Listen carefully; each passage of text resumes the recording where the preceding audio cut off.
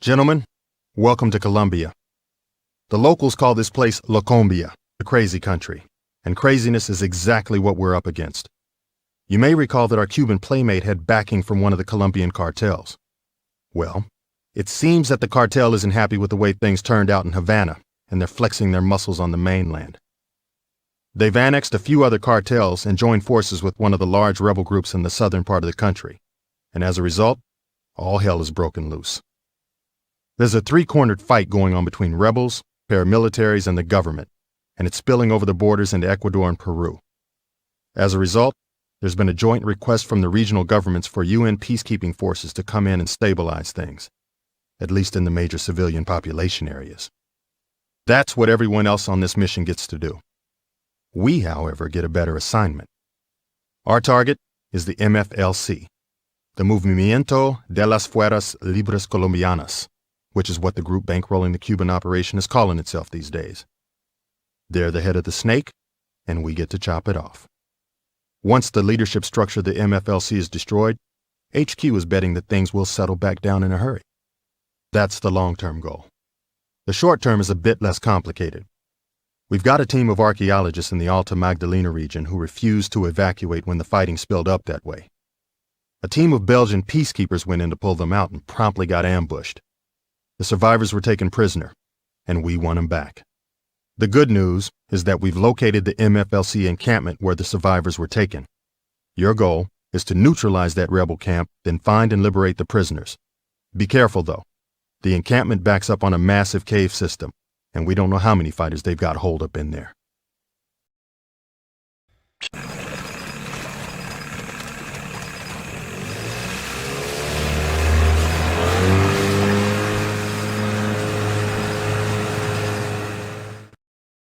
Nice work in Alta Magdalena, people.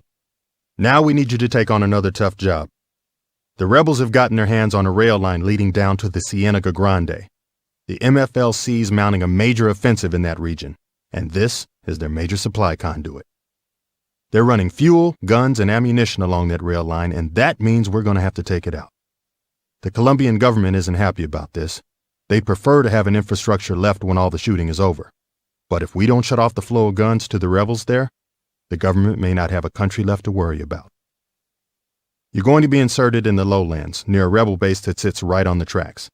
The terrain is swampy with heavy plant cover and lots of opportunities for the rebels to set ambushes. The first order of business is taking out the guard posts the rebels have set up on a road nearby. If you don't, the alarm will get raised and all hell will break loose. Once you've taken care of the sentries, plant charges, and demolished those tracks, there's no way the MFLC will be able to repair the damage anytime soon. Once you've done that, you can head for the extraction zone, but my understanding is that HQ wouldn't be too upset if you managed to take out the rebel camp itself. Happy hunting, gentlemen. I'll see you when you get back.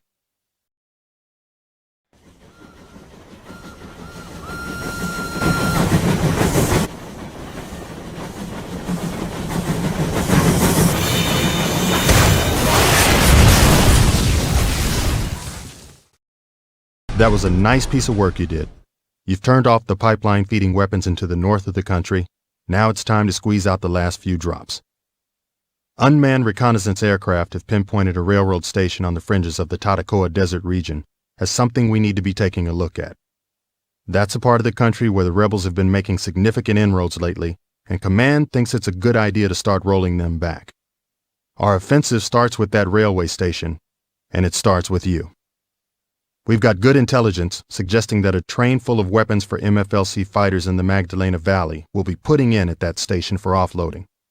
Normally, we'd just send in a few choppers to take care of it, but the Colombian government is being very insistent that we not blow up any more of their valuable railroad equipment. That means you get to go in and take care of it personally. You'll insert near the railroad depot. Once you're there, seize control of the area to make sure the rebels don't bring up reinforcements along the rail line. With their backup cut off, the rebels will probably fall back to the warehouses where they've been storing the weapons. That's your second target. Get inside those buildings and blow those weapons caches. In addition, intel says we've got an added prize. Francisco Lever, the MFLC regional commander for the whole of Northwest Colombia, is on site. We don't want you to take him out, however. Instead, slap a signal beacon on his chopper and let him run. With luck, he'll lead us right to all of his friends.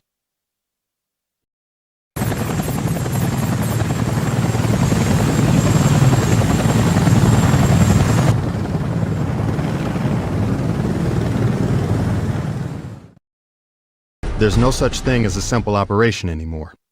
This next assignment comes to us through the USDEA. They had a massive uptick in Colombian cocaine coming in through the West Coast, and they have a sneaky suspicion it has something to do with our friends in the MFLC. Before you get your knickers in a twist over doing the DEA's work for them, remember, this is how the MFLC is bankrolling itself. If we cut off their drug money, they're going to run out of bullets. Now, you may be asking yourself where we come in. The answer is simple. We've got good working data back from that beacon you slapped on the chopper in Tatacoa. HQ believes that our man Lever is sitting right on top of that cocaine pipeline, and now he's conveniently showed us where it is. So, you get to go in and shut off the flow of narcotics. Find out how they're shipping those drugs out and render it inoperable. While you're at it, make sure you ensure the safety of the civilians in the village Lever's using. We're the good guys here, and that means making sure that the locals don't get caught in the crossfire. Remember, our job is to save these people.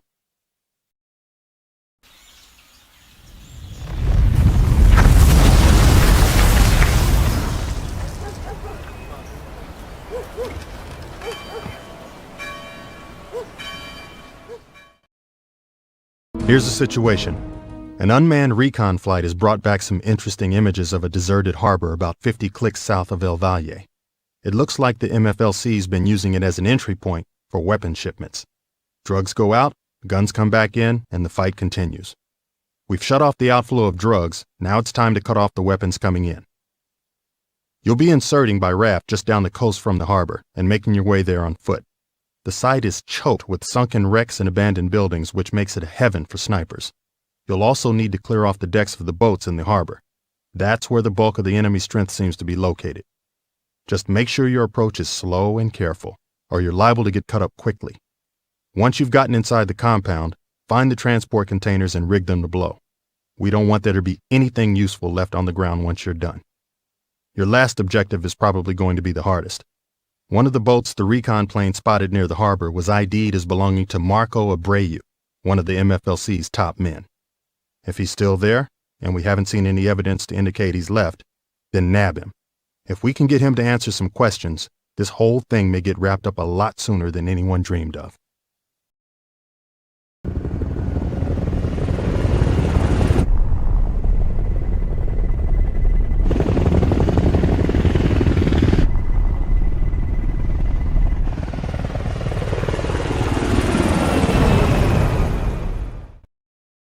Army intelligence has some good news for us. They've gotten Abreu to talk, and he's told them plenty. The most important detail he shared was the location of one of the MFLC's main encampments.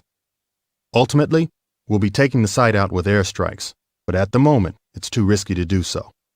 They've got an SA-13 SAM launcher parked smack dab in the center of things, and any choppers we send in are at risk. That means we need to tackle this one from the ground, and that means you. You'll be working in conjunction with a Marine unit as well. Coordinate with them and take out that SAM launcher first thing. Then, sweep through the camp and eliminate any resistance.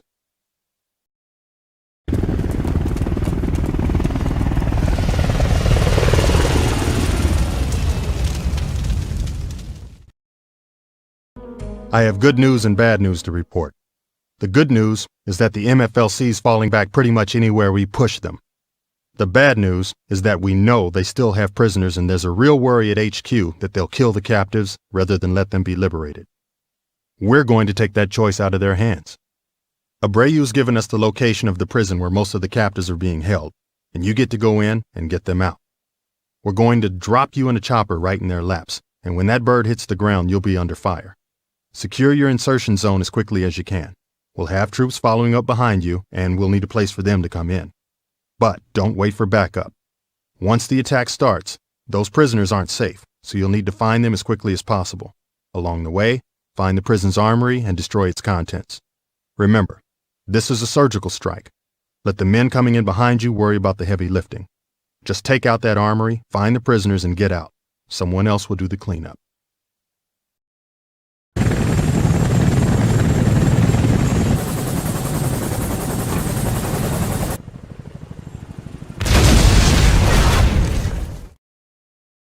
This is it, people, the grand finale. We've pinpointed the MFLC's main encampment, and once we take it out, this fight is over. Unfortunately, we can't just bomb it into powder. There's a twist, and it's a nasty one. A former rebel fighter in Cuba just came in out of the cold and told the government there that there are still sleeper cells in place all over the country. They're under orders to mount simultaneous widespread terror attacks unless they get a radio call telling them to hold. The only place we know the hold code is kept? You guessed it, the MFLC's main base. We've already got some UN peacekeeper units dug in near there, and your first objective will be to help them out. Once you finish supporting their position, infiltrate the camp itself.